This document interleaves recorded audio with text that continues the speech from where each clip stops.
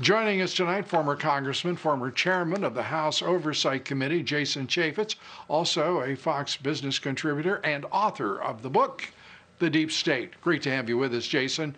Let's start with the development of, first, the remarks by the Attorney General talking about foreign malign actors and understanding clearly that Antifa, and he also mentioned other groups but did not name them, presumably across a broad political spectrum, but again, not stated as such. Your reaction? The Attorney General has been very clear and very precise in saying that there are outside actors that are taking advantage of a situation and instigating violence, and those people need to be dealt with. They need to be targeted by the police. They need to be put in jail. They need to be prosecuted. I'm sympathetic to those that want to protest. I think it's the American way. People have a First Amendment right to do it. But those that are going to commit violence, property damage, looting, assault on officers or military personnel, we cannot stand for that ever. That's not acceptable. And so I think the Attorney General's right. I'm glad he's on top of it. And I'm glad that the president designated Antifa the way that he did to give focus across the nation to law enforcement on who we should be looking out for.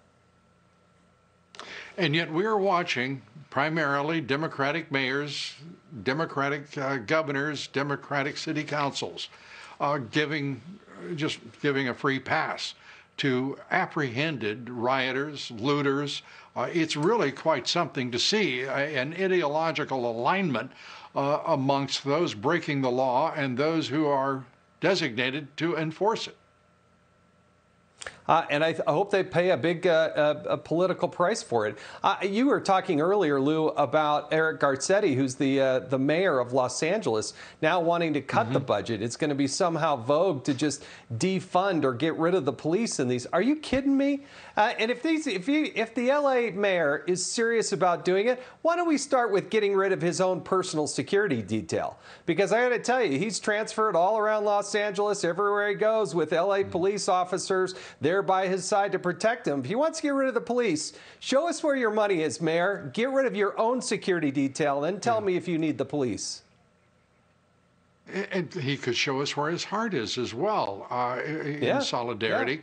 He could eliminate police protection for Bel Air, for Hollywood, for the wealthier areas in Los Angeles. I suspect he would get a quick response from the citizenry. I'm just guessing. What do you think?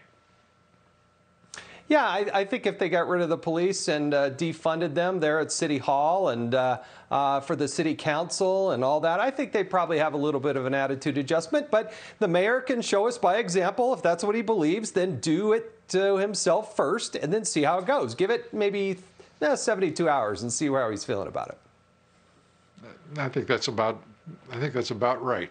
A preposterous mayor. I mean, that is just a preposterous person. I just can't even. I cannot figure out a way to understand, to comprehend why the city puts up with him. Let's turn to Ron Johnson. Senator Johnson is really demonstrating real character and commitment to getting to the bottom of Obamagate, and I have to say, I do nothing but applaud him, and now he has subpoena power. I would say John Brennan and a few other folks have got some real problems developing very quickly. What do you think?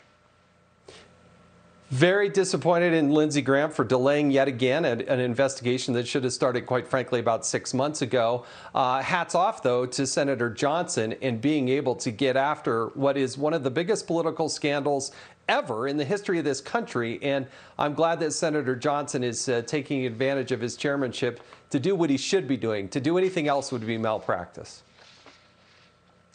And Lindsey Graham, my gosh, it was a love fest. Telling Rod Rosenstein, basically, you know, I'm with you and we don't want to create too much fuss here, so go ahead and do as you will.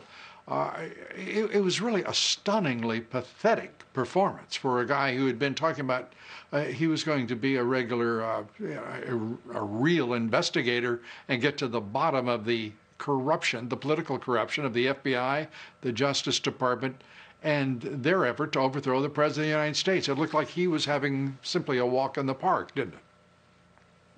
Well, at least they had the hearing. I thought Senator Mike Lee, Senator Hawley, certainly Ted Cruz took it probably the most seriously, asked very pointed questions, and drew testimony on. It's pretty stunning that the political targeting of an opposition campaign, Rod Rosenstein didn't even read the FISA application, and yet he's the last line of defense to make sure everything's in order. He signs off that it's verified, but also testifies that he never read it. And he says he's going to take full accountability. I don't buy it. It's so sad. It's so wrong. But I got, all our chips now are on what Mr. Durham and Attorney General Barr are doing, because I do think there are people that lied to Rod Rosenstein. That's what he testified to. If they lied to Rod Rosenstein, they should be in jail. They should have handcuffs on them, Lou. Yeah, I think that there are quite a few candidates for that honor, being handcuffed and taken off to jail.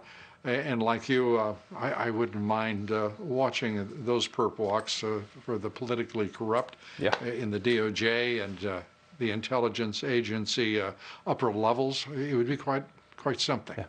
Yeah. Jason, thanks for being with us. Great to see you. Jason Chaffetz.